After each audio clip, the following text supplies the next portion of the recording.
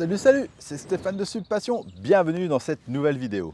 Aujourd'hui, on va parler d'une pompe de stand-up paddle gonflable électrique. Tu le sais, si tu suis la chaîne, je les ai quasiment presque toutes testées. J'ai vu ces derniers temps sur les réseaux sociaux que Redwood Paddle avait sorti la sienne, alors je me suis dit qu'il fallait à tout prix que je la teste pour toi. C'est pourquoi je remercie Chris et Julie de Redwood Paddle de m'avoir envoyé cette pompe à tester. Alors, est-ce que c'est la meilleure pompe électrique? Est-ce que c'est la plus rapide de toutes les pompes électriques que j'ai testées? C'est ce qu'on va tenter de savoir dans cette vidéo. C'est parti, générique. Pour commencer, pourquoi utiliser cette pompe électrique Redwood Paddle pour gonfler ta planche? Déjà, tu peux gonfler ta planche jusqu'à 20 PSI et ça, c'est pas donné à toutes les pompes. Autre gros avantage, tu peux gonfler jusqu'à 4 planches. Et oui, alors je dirais 3, 12, 6, peut-être 3 ou 2,5, 14 pieds. Mais en tout cas, des 10 pieds, tu peux en gonfler au moins 4. Enfin, elle a 3 fonctions.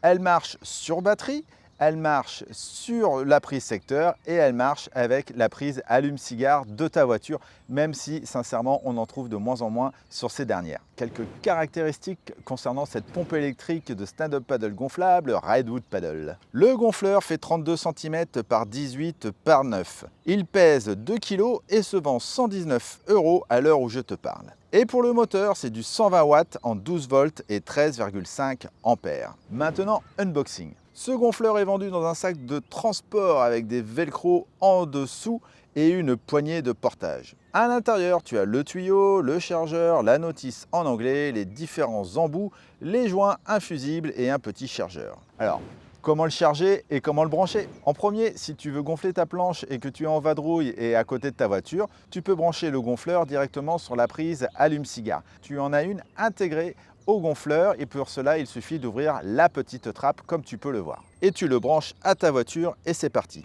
Mais si tu es chez toi et que tu as un garage par exemple et que tu veux gonfler ta planche dans le garage, tu peux brancher ce gonfleur directement sur la prise secteur et cela fonctionne super bien. Pour cela, tu ouvres la petite trappe de droite, tu branches la prise et voilà, c'est parti. Et si tu es toujours en vadrouille et que tu es sur ton spot et que tu veux gonfler ta planche sur le sable et que tu n'as pas de prise, eh bien tout ça, ça fonctionne avec une batterie. Et pour recharger cette dernière, il suffit de l'enlever et de brancher le câble dans le petit trou que tu peux voir ici. Dis-toi qu'il te faudra un peu plus de 4 heures pour recharger complètement la batterie. Allez, il est temps de voir ce que ça vaut et de gonfler mon paddle. Pour tester tous les gonfleurs que j'ai eu en ma possession, j'utilise toujours ma même planche. C'est une 12-6 que j'ai depuis très longtemps et qui me sert de référence. Comme ça, je peux te dire exactement le temps de gonflage exact et puis ça me donne un vrai point de comparaison.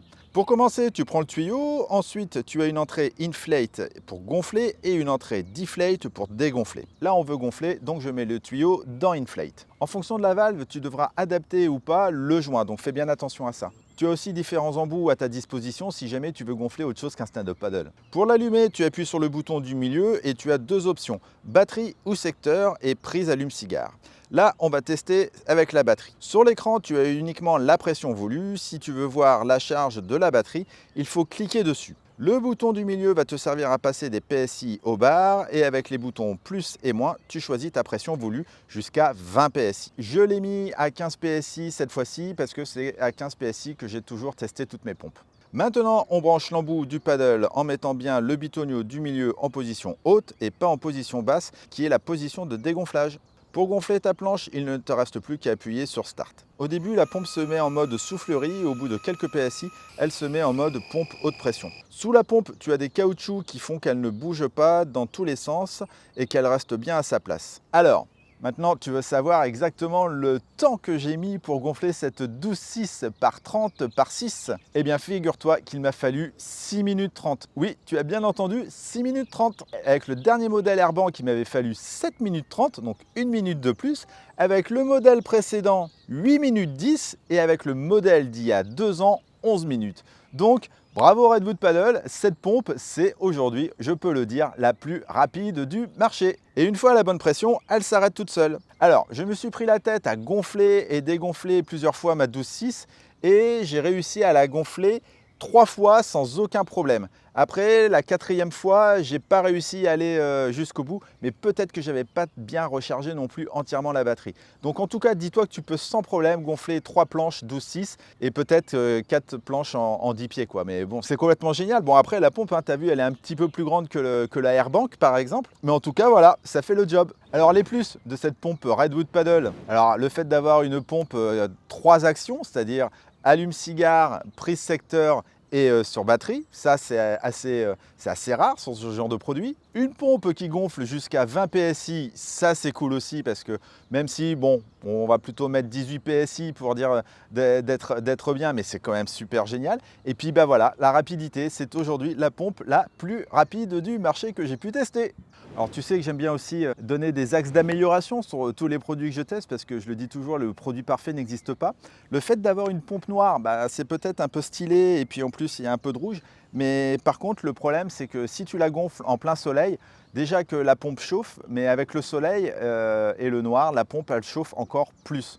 Donc un petit conseil, si tu peux et que tu es à l'abri d'un arbre ou de ta voiture, gonfle toujours en essayant de la mettre à l'ombre, comme ça tu gagneras en longévité parce que ça reste du plastique. Et dis-toi que plus la pompe est chaude, je m'en suis rendu compte en gonflant plusieurs planches, plus tu mets du temps à gonfler.